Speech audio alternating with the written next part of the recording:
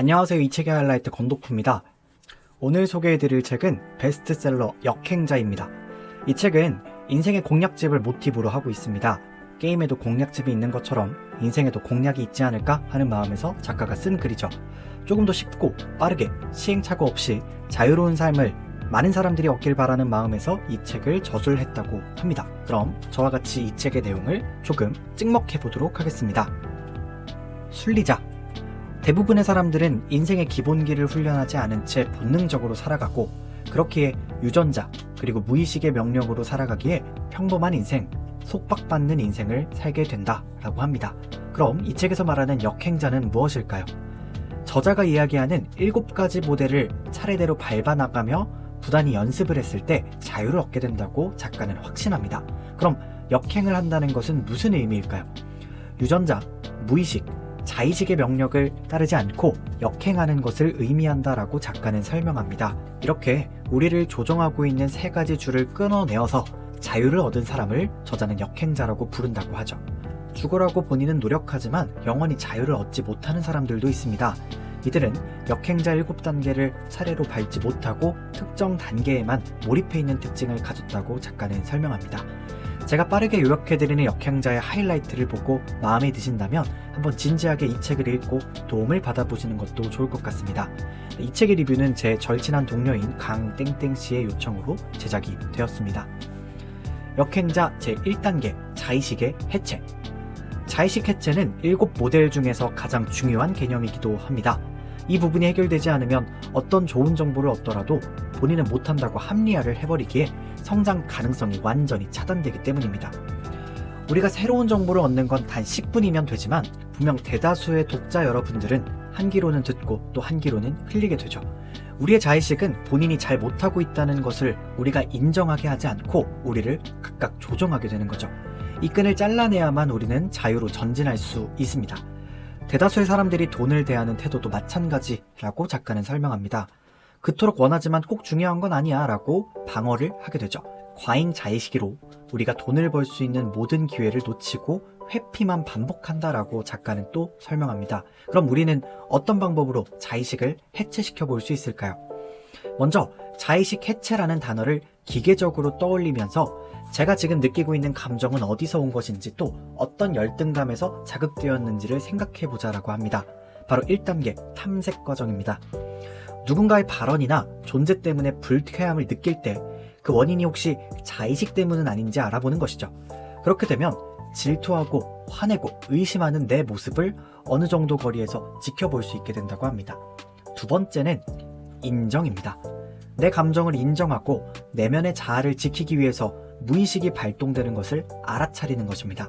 부풀어 오르는 자의식에서 잠시 떨어져 나와서 객관적인 시각을 확보하는 것이죠. 3번째, 마지막 과정이죠. 전환입니다. 탐색 과정과 인정 과정으로 자신의 지금 감정을 이해하고 인정했다면 긍정적인 사고로 전환시켜 주는 것입니다. 이 느낌, 이 감정을 계기로 삼기 위한 행동 플랜을 만든다라는 것이죠. 이런 과정을 통해서 우리는 자의식 해체를 할 수 있다. 즉, 자의식에서 잠깐 벗어나서 본인이 지금 왜 이런 생각을 하고 있는지를 객관적으로 바라볼 수 있다라는 것이죠. 2번째 단계입니다. 바로 정체성 만들기입니다. 이런 자의식의 해체 과정을 통해서 저희가 자의식을 부쉈다면 이제 또 다른 정체성을 불려드려야 한다고 합니다. 정체성은 정말 다양한 계기로 변화가 일어난다라고 합니다. 좌절, 열등감, 생존위기 등등이죠. 그럼 정확하게 정체성을 바꾼다는 것은 무슨 의미일까요? 우리의 뇌는 모든 것에 집중할 수 없습니다. 그래서 일정한 정체성에 맞춰서 입력과 출력의 모드를 바꿔나간다라고 작가는 설명합니다. 제가 만약에 사업가의 정체성을 가질 때는 세상 모든 것이 비즈니스로 보이죠. 제가 어딜 가더라도 여기는 어떨까, 어떤 비즈니스 모델을 가지고 있을까를 생각하게 된다는 겁니다. 또 작가, 운동선수로 정체성을 바꾼 후에는 사업보다는 스포츠 관련 영상을 보고 글을 읽고 쓰는 것에 조금 더 초점이 맞춰지는 것처럼 말이죠. 작가는 여기서 정체성을 변화시킬 수 있는 환경을 만드는 것이 무엇보다 중요하다고 이야기합니다. 첫 번째, 책을 통한 간접 최면입니다. 정체성을 바꾸는 가장 쉬운 방법은 관련된 책을 읽는 것이라고 합니다.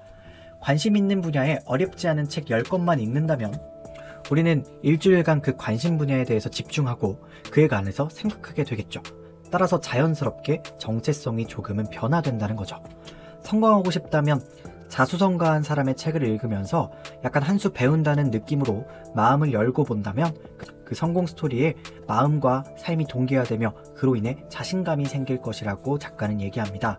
두 번째는 아까 강조했었던 환경 설계입니다. 작가는 선언하기라는 방법을 자주 사용한다고 하는데요. 사람들에게 그것을 선언하고 그것을 지키기 위한 노력하는 환경을 만든다라고 얘기합니다. 이렇게 된다면 보다 조금 더 쉽게 정체성을 변화시킬 수 있다고 합니다.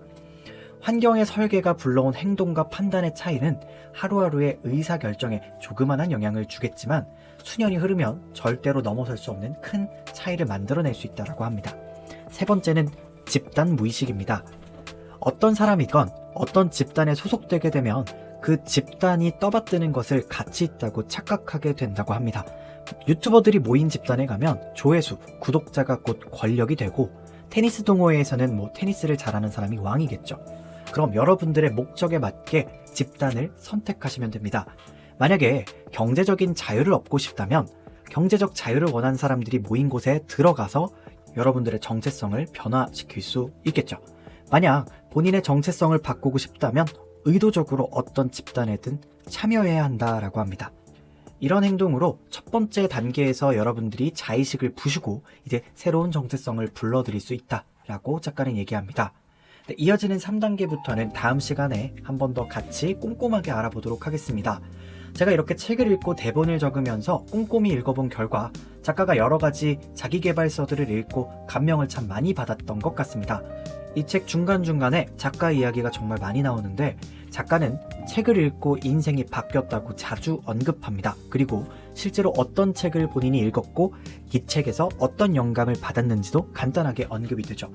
요즘 핫하다는 자기계발서 부동의 1위 역행자 찍먹 영상 한번 준비해봤습니다. 다음 시간 2부로 돌아오겠습니다. 만약에 제 짧은 영상을 보고 역행자에 대해 흥미가 생기시는 분들은 꼭 구입해서 읽어보시는 것을 추천합니다.